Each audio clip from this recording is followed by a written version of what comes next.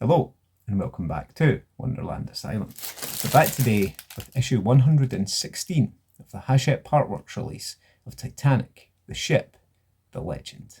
So, what's in the magazine for issue 116? Well, we have the British inquiry into the sinking of the Titanic, and John Charles Bigham, 1st Viscount of Mersey. Because obviously there would have been a massive inquiry due to the loss of life. And there she is on April 10th, the Titanic. And there is Sir Cosmo Duff Gordon giving his statement to the British Wreck Commissioner's inquiry. And there's a scene from the movie Titanic from 1943, where everyone's in the lifeboats. And the Californian, again, there are stories about why during a coal strike, an unladen ship went and just sat in the middle of the Atlantic. But yeah, And there's the recommendations from the inquiry. And that brings us on to part 2 of the remote control. So let's see what we're getting in the box. Okay, so in today's box, we have AP screws, silver ones this time. We have EP screws, again, in silver. We have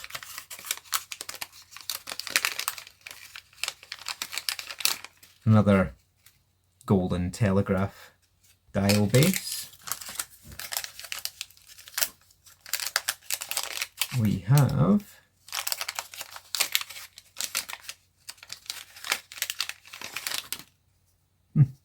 I'm assuming the back plate for the telegraph there, because there's nothing on it.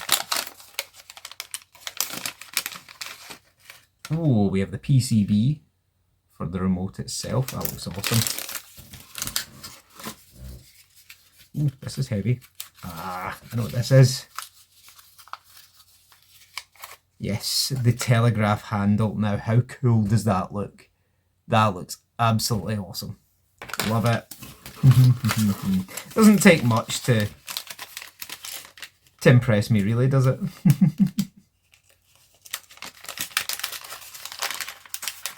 And we have the buttons. We have the little nut that presumably will go on the telegraph handle. And we have the back. The battery hatch. And we have the battery hatch cover. Fantastic. So yeah, looks like the remote will be complete today, which is always nice. It's never good when they keep you waiting. The first thing we need is the assembly from last time, and we're just dropping the buttons in like so.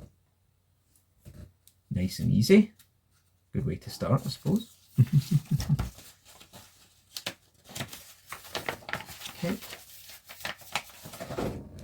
Then what we're doing is taking the PCB, making sure that that hole lines up with the hole here, and that the LED goes through its hole as well. So it just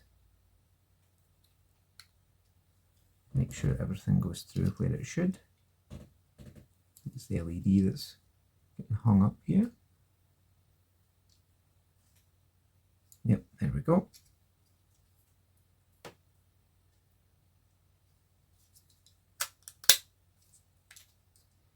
Yep, it should all fit on very nicely. Oh yeah, you can hear it click there. Fantastic. And then that all gets held together with 4 of the AP screws.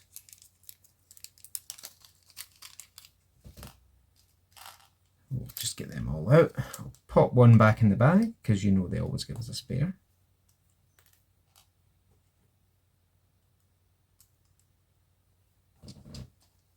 Okay. So we'll get everything all lined up. Again, just make sure everything is sitting as it should be. because you don't want to try and use a screw to pull the PCB down, because that will result in badness. The last thing you want to do is break the board. There's lots of last things you want to do, isn't there? So, yep, again,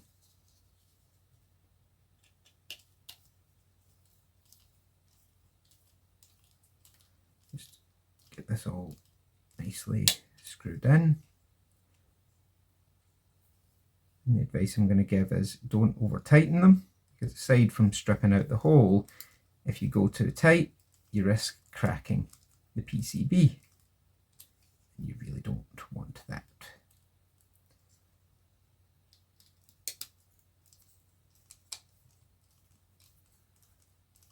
In we go. And that is the board nicely held into place. Now you can see my dial has popped out again. So again, just line those pins up and push it back in. You can see there the buttons are all clickable and the power light is shining through as it should. Very nice. Now what we're doing is taking the back cover and sliding it over,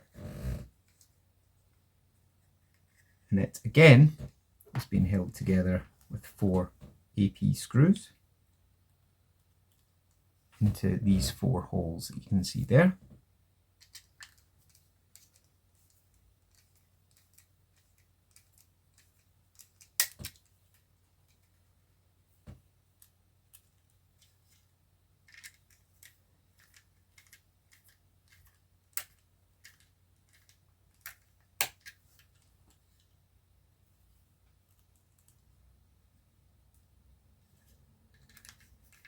Again.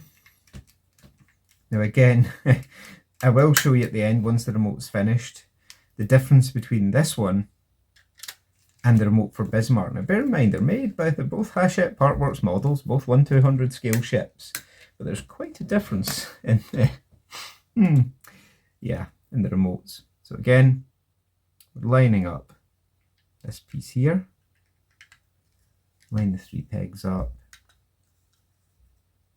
Nope, that's the wrong way. There we go. That goes in just like that. And then the black backing plate goes in like that. And my front plate's just falling off again. Don't know, you might need to glue these in. It doesn't tell you to, but it just... If they're going to keep falling off, I will end up gluing them at some point.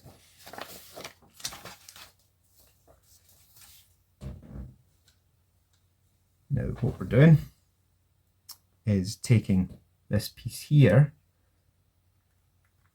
lining it over the middle, and that's being held in with one of the EP screws.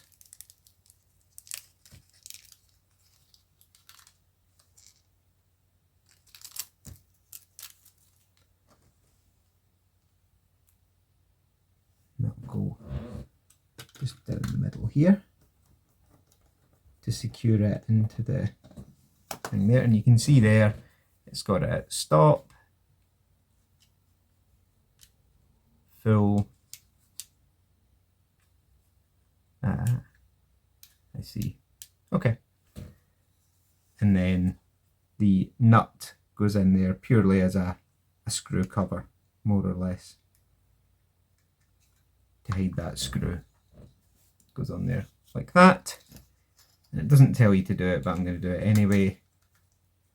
Just pop the battery cover in, just to stop it going missing. And that is our remote, and that is issue 116. All done and dusted. So as promised, here we have Bismarck with Titanic's remote. And there we have Bismarck's remote. Yeah. Quite a considerable difference between the two. And as always, here is how Titanic is looking at the end of this month's stages.